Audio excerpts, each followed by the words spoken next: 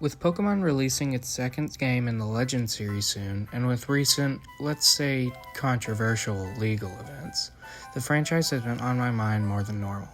And with that mindset, I've began to think about how Pokemon has influenced me as an artist and what I can learn from its fantastic character design. An interesting phenomenon happens to fans who commonly express their love for the series through the creation of their own Pokemon, coined as Fakemon all the way back during Pokemon's rise in popularity in the 90s. In this video, I want to undergo the endeavor of creating my own Fakemon and a theoretical new generation of the series. Now, while I assume you all know what Pokemon is, I do want to explain the concepts important to this video. Starter Pokemon are some of the first the player sees and interacts with in the mainline Pokemon games. With the relatively well understood elemental types of grass, fire, and water, these unique Pokemon act as a gateway into the design conventions of their respective titles. Players over the years speculate constantly over what Game Freak uses as a blueprint for these Pokemon, but most have been debunked in the most recent titles. It can be confusing as to what exactly connects these Pokemon other than the idea of them being the player's first pocket monster. However, after thoroughly examining the designs of the past 9 generations of starters, I've been able to deduce 3 design conventions that I'll utilize in the Fakemon I've created today. The first thing I noticed about starter Pokemon was their baby-like proportions. Pretty much every starter has an enlarged head, sometimes reaching the size of the entire body. I believe this is done in order to force the player to associate these mons with infants or adolescents, which share similar proportions. This really sells the feeling of growing up with your Pokemon, as it loses these features when it evolves. I also noticed that each trio usually has a connecting theme between each other. For example, Kalos' starters are based around RPG archetypes like the Mage, the Rogue, and the Warrior/Paladin. Finally, but most importantly, is appeal. As a player's first Pokemon, the character designers at Game Freak have to make these Pokemon as appealing as they can to the largest group possible. This is done by using popular animals as a base, and giving them cute features like big eyes, stubby limbs, and the aforementioned huge heads. With all these factors in mind, let's get started on my first attempt at this, the Water Starter. As part of the theme for my starter Pokemon, I wanted to explore different African cultures and mythologies. For the Water Starter, I decided to explore Taweret, the Egyptian goddess of fertility and childbirth.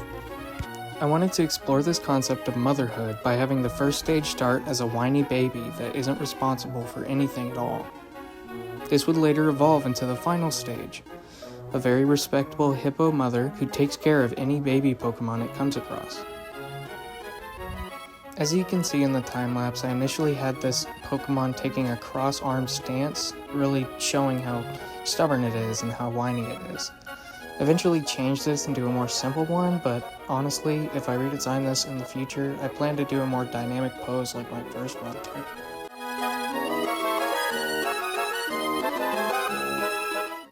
When I looked up photos of baby hippos for my references, I noticed how many fat rolls they had. It was really cute and I wanted to incorporate it into my design, so I included some around the neck and around the legs.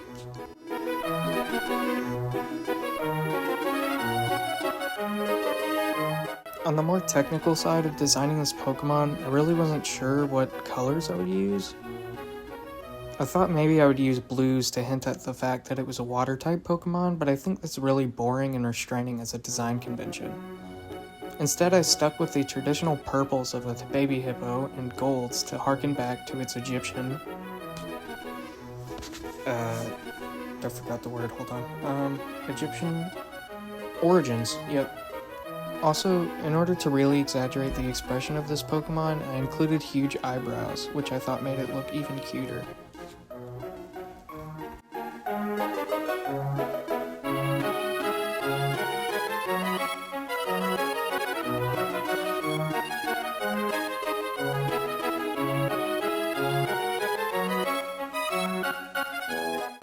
Game Freak has a really unique way of rendering their official art, where they have one chunk of a dark shade and then one little sliver as a transitionary shade between the dark and the light, kind of an in-between of the two different shades.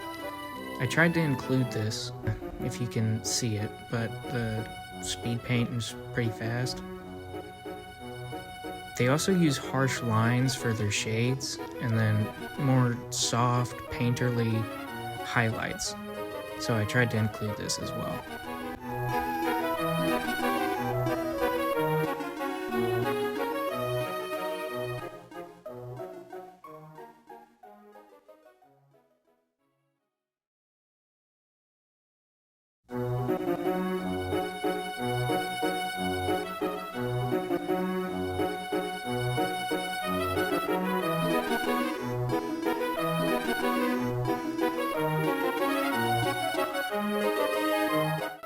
Well, let me know what y'all think. I honestly dislike this one the most out of the three, but I think it's pretty cute anyway. If I design it, what should I change about it in the future? Just be constructive about your criticism. Alright, time for the fire starter.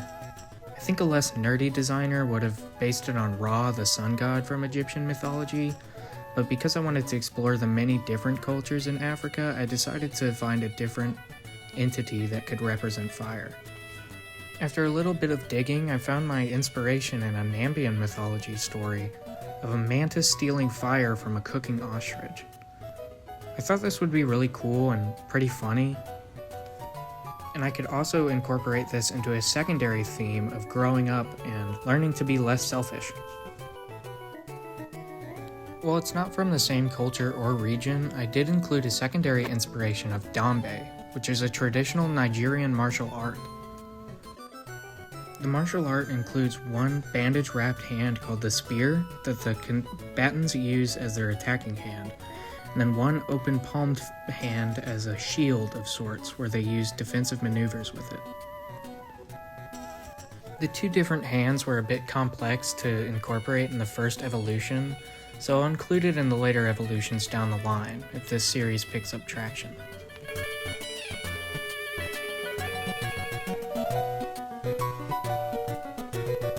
I imagine the personality of this Pokemon would be that it protects the fireball on its hand with its traditional Dambe martial arts.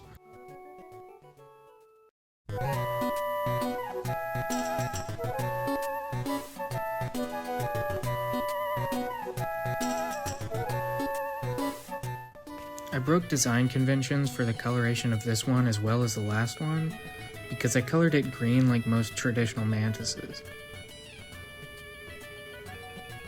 I felt like I had to do this because Centiskorch is already a fire-type red, long, multi-section Pokemon that we got in a recent region, so I felt that it would be helpful if I made this a totally different color scheme. Plus, I think contrasting red, oranges, and greens is a really good look for this Pokemon, and I think it turned out pretty well.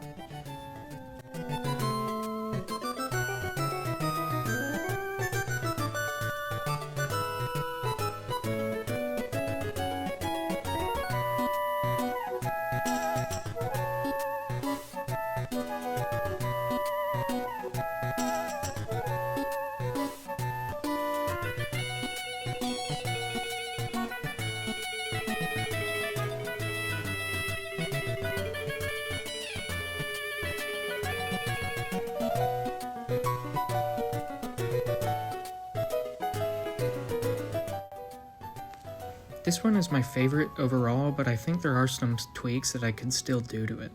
So tell me what your thoughts are in the comments below. The grass starter design was really simple and I kind of just threw it out immediately, so honestly I might just let y'all chill and watch me draw after I explain its origins and some other stuff. If I'm being honest with this one, I kind of just slapped together a whole bunch of things hoping it'd work, and while it has a cool design, I think it needs a lot of work when I redesign all three of these in the future.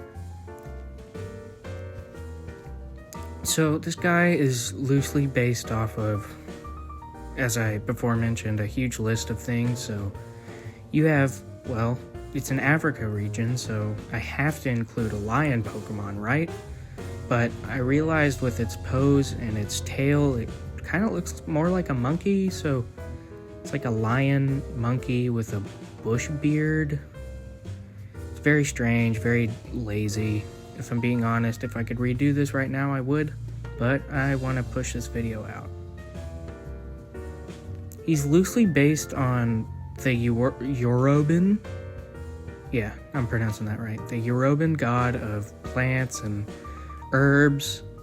His name is Osanyan. He's like sort of this healer, herbalist, magical sort of guy, but it was a very loose, like, version that I had in my mind, and I didn't do enough research, which I really want to do over on. But I do like this design and its colors. But anyway, I'll let y'all watch the rest without me yapping in your ear.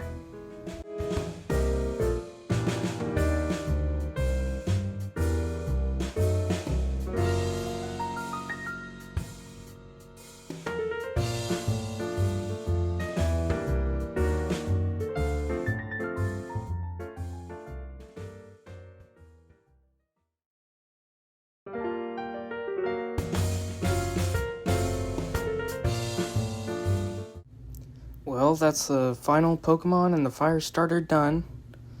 I think it needs the most work design-wise, but I think I really nailed the Pokemon style on the head with this one. Tell me how you feel down below.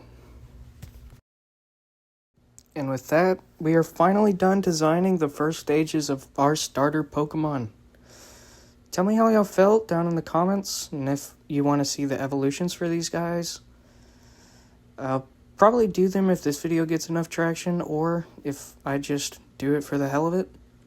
This exercise was a lot of fun, and I recommend it for any artist, really.